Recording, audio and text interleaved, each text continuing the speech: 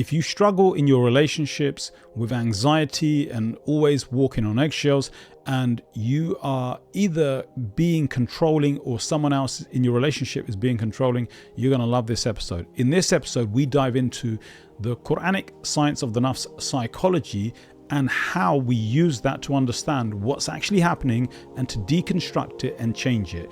You can actually stop being anxious and you can change your relationships. If that is something that you would love to learn, then this is the episode for you. Stay tuned. Hey guys, welcome to this week's episode of the podcast. We are diving into a subject that impacts most parents, most married couples, and it's something that's going to help you to overcome the relationship anxieties and the struggles and the conflict that we have in relationships. This is the beginning of a real transformation or a change in the state of your connection to the people in your life. This will impact your relationships in your parenting. It will impact your relationships with your in-laws, with your siblings, with anyone in your life that you are regularly interacting with. The problem with anxiety as it relates to relationships is that because we're always interacting with people, we're always feeling as though it's out of control and it's out of our control.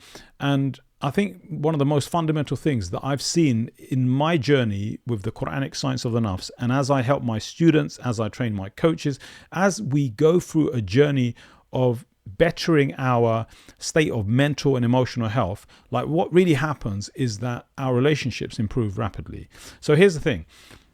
The number one thing that we try to do in order to alleviate that anxiety is control. Now, taking control is your birthright. This is the thing that we want to be doing in our lives. Like your position in your life, in your family, in your community should be one of, leadership, leading yourself, leading your life, leading in your relationships. And that doesn't mean that there's a power struggle between husband and wife. What that means is that we are contributors in the best way possible. Now, I say that it's your birthright because Allah subhanahu wa ta'ala created us in this way. We were created to be leaders of our minds, our lives, and responsible for what happens in our lives. And that doesn't mean the responsibility of pressure, but it's to alleviate that pressure and to actually just almost like be able to live your life without the pressure of anxiety. Because what happens is that we become almost control freakish because we are trying to stop ourselves from experiencing something. And the thing that you really want to avoid is that these emotions, they cause you to behave in a way in your relationships that your relationships break down. And I see this all the time because relationship coaching, therapy is something that I do every day. This is something that we, as human beings, we need to master so that we can have the best relationships, because a relationship is essentially a third of your life at the very least, because you're interacting with people. Even if you consider yourself an introvert and you want to detach from people, like you will have to connect with people. You do have to connect to your kids, to your, family members, to your spouse, in order to have the feeling of belonging, the feeling of, being loved, being appreciated. All of this stuff comes from relationships. So when anxiety replaces all of the love and the compassion, the feeling of, being loved, feeling of belonging, when anxiety replaces that, then very often what that does is that it creates for us this desire to want to control our circumstances. The problem is that we often don't see what's actually happening, right? This is what's happening. And when you don't see what's happening, you don't realize that your feelings are changing very quickly and they're driving your behavior and experience of your life. Like in any given moment, we're experiencing our emotions and our life through our emotions, right? So understanding emotion and how to change that is really, really important. This is why the science of the nafs, psychology, is there to help us to lead our minds and our emotions, right? That's the foundation of it. So control is something that we do for a reason. And this is probably the number one reason for why we do this. And this is all people. Like, it doesn't matter who your you're talking about who you're dealing with, like when people try to control, what they're doing is that they're trying to protect themselves. It's a protective measure. Like people become controlling when they want to prevent something they perceive as bad from happening, right? So I want to give you the example of a fictitious character, like the example of Sarah. Sarah wants to stop feeling anxious. Like listen, as I explain this to you, like you could be Sarah, right? I know that many of my clients, men and women, are Sarah, meaning that they have the same experience. So just as you understand what's happening in Sarah's life, you're going to be able to see what's happening in yours. So think about this. Sarah wants to stop feeling anxious, and she feels a lot of anxiety about her kids and how she thinks they will turn out. Now, that's something that most of us parents struggle with, right? I have that same challenge if I am not on top of my game, and every other parent is the same, right? We struggle with how we think our kids are going to turn out. And so she worries about her kids. She worries what they will be like when they grow up and if they fail in their lives, and the struggles that she has, she's worried that they're going to have. And so she wants to avert that and prevent this in their future. And so she becomes anxious when she's, thinking about, these results that they're going to create in their lives because of the behaviors that she can see. And so what happens is that she starts to now try and control them, starts to want to teach them, and every moment in their life is a teaching point. And that's, that is really like, for most of us parents, we have this problem, right? We want to turn every moment into a teaching point, and that takes away from a relationship. So the kids now see her as someone who's always like bossy, always telling them what to do, always like trying to control them. And in doing that, trying to help them and avert this future that she anticipates they're going to have, what she is doing is that she's putting pressure on her kids. And as she puts pressure on her kids, like there's a level of intensity, because in her behavior, in her facial expressions, body language, in the way that she talks to them, because what she's saying is driven by anxiety, there's a level of intensity. And how that comes across to the child is that, my mum's on my case. She doesn't leave me alone. She's always telling me what to do and what's wrong with me. And they may start to believe, your children may start to believe that there's something wrong with them because you're always trying to fix them. And as that happens, like what happens is that now, there's her and her husband's telling her, like, chill out, like relax, like leave them to it. And so she has these thoughts that he doesn't care, or he's careless, or he doesn't understand, or simply that he is undermining me. And when that happens, it impacts their relationship. It impacts her relationship with her husband, not just her relationship with her kids now. And so this grows and it becomes like much bigger than it should be. And what tends to happen is that she wakes up overwhelmed with how many things she's got to do because she can't rely on her husband, and she can't rely on them because they keep doing it wrong. So she's got to fix them. And this type of behavior leads to all sorts of things. Like anxiety leads to OCD. Anxiety leads to us behaving in ways. And don't take this as a diagnosis that you've got OCD. That is not what I'm saying. Anxiety leads to it, though. It leads to this controlling behavior. Like you're trying to control your environment. You're trying to control everything. And when you are doing that, what that does is that ultimately why you're doing it is that you're being protective, and you're trying to protect yourself, your children, your family from this terrible outcome. But what's really happening, and I want you to understand, is that the protectiveness is being driven by a state of anxiety, right? And the anxiety creates this behavior, like it's driving this behavior, and all behaviors are driven by what we feel, right? So it's being driven by this behavior, and the behavior is creating results because the children are now like getting a little bit uptight. The husband and wife is having problems, and it could be that this is in your home, it's the other way around. Like you are the one that's like that husband, and your wife is the one that's telling you just chill out, and everyone's on edge around you, and you feel as though you're always to blame, like everyone's blaming you, and you're trying to be the father, and you're trying to lead the way, and you're trying to protect your family, and your wife just doesn't understand. And so it happens in both directions. I deal with this with my students on a daily basis. Like, we solve the problem by understanding the problem. This is why I wanted to share this with you. So if that is happening, just know that your behaviors, the controlling behaviors, or your spouse's controlling behavior, or even your children when they're trying to be controlling, like the children are learning it from somewhere, right? But this is not about blame. This is about understanding behavior so that we can actually begin the process of change. Like, your behaviors are being driven by this anxiety of yours, right?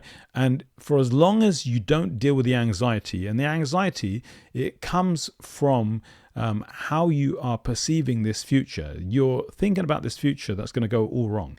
And for as long as we do that, like, we mess it up. And listen, I know, like, I speak from personal experience. Me, forget my students, forget my clients. Like, I have done this myself, and every parent would do this, right? Because you're in this mental state of I need to protect my family, right? That's a natural thing. That's what Allah created us with. Like, we have this natural inclination to protect and love and cherish our family members. And so when we're trying to do this, and the anxiety is driving the behaviors, what it's going to do is it's going to create a problem, right? And the problem that it's going to create is that relationships start to break down. And that when those relationships break down, people, they start to become rebellious. Your kids will rebel. They will start shouting back at you. So you're shouting at them because you're anxious, and you're trying to save them from this terrible end and that you anticipate, and they're thinking, like, give me a break. And they start, the parent-child relationship problems start happening. And this is what people talk about when they're talking about, teenage years, terrible teens and all that stuff. Like, it doesn't have to be terrible, right? It does not have to be terrible. This is what people talk about when they're on edge with each other, husband and wife. It doesn't have to be that way. But if the emotion that drives your behaviors, if the emotion that drives your connecting to your loved ones is the emotion of anxiety, it's going to control the behaviors and make it intense. So what we need to do is that we need to focus in on where this is all beginning. This begins in the mind. The Prophet ﷺ, he said, Ala wa inna fil jasadi mudghatan. Indeed, in the body there is a piece of flesh. إذا صلحت صلح الجسد كله. If it is sound, if you make it good, like, everything will be good, right? And this is the heart. This, the science of the nafs, like, Allah subhanahu wa ta'ala teaches us that the heart is what's driving you, right? It's the center of your beliefs. It's what you think. And when you are perceiving this future, imagining this awful future, it's going to impact your heart. So what you let into your heart is really important, right? And I want you to, like, really think about this. Like, monitor what you are going through as you are relating to your kids, or to your spouse, or to your colleagues, or your team at work. Like, monitor the way that you're interacting with people, because this applies in all relationships, right? Because if anxiety drives your behaviors, then it's going to impact your relationships. And what will happen is that people will think you're intense. People will think you're a control freak, and that you're always being controlling. But really what you're trying to do is you're trying to protect yourself or them. It's a protective mechanism, right? Anxiety is not always bad, but if you're in a chronic state of it, then of course it becomes bad. So what we want to do is we want to diffuse it, and diffusing it requires you to become, acutely aware. Like, really, really think about this. Like, become someone who is aware of what you are putting into your mind, right? What you put into your mind will determine how you feel. Right? What you allow yourself to fester on, like you're pondering on it, you're saying that you're pondering on it and you're anticipating this future, but really what you put into your mind, it will create a sense of unease, that feeling in your chest, the feeling, the hollow feeling in your gut. Like, it makes you feel uneasy. Your system, your body will respond to that. right? Your body will respond to that. You'll feel it in your body. And you know that because your heart starts racing when you start thinking these thoughts, or your head starts feeling heavy because you start to feel overwhelmed with it. And so what you want to do is you want to come away from the pressure of it, and you want to understand that there's something going on in your thinking, in your mind right now, that you just need to step away from it. That's what I suggest to all of my clients as they go through this journey.